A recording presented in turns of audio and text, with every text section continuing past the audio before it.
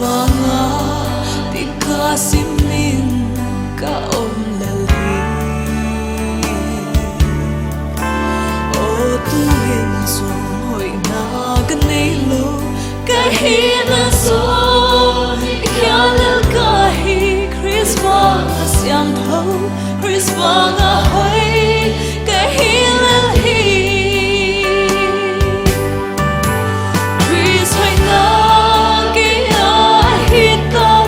Asian thona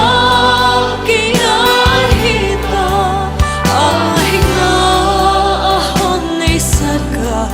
ahon pomda tuna lau di ka nei dolo ahwanga wangin ko Chris hoi na le sian thona kia hita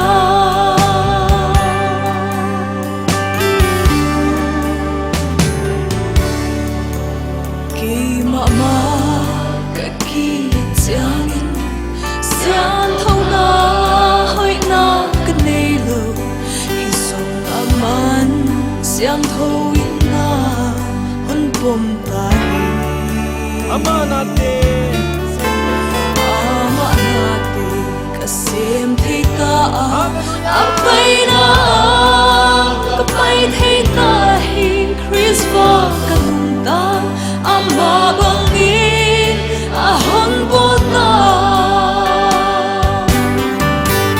Chris hai na kia hita asian thau na kia hita ahina ahon nei saka ahon pomta tuna lau di ka nei dolo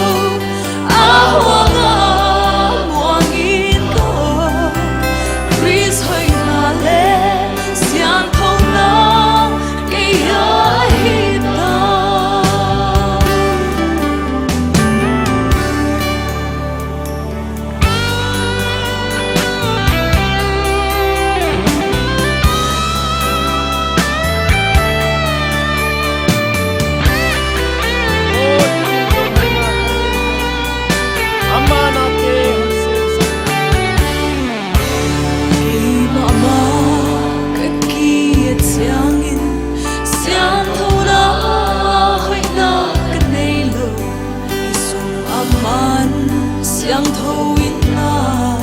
hon pom ta ama na te ka sem thei ta apai na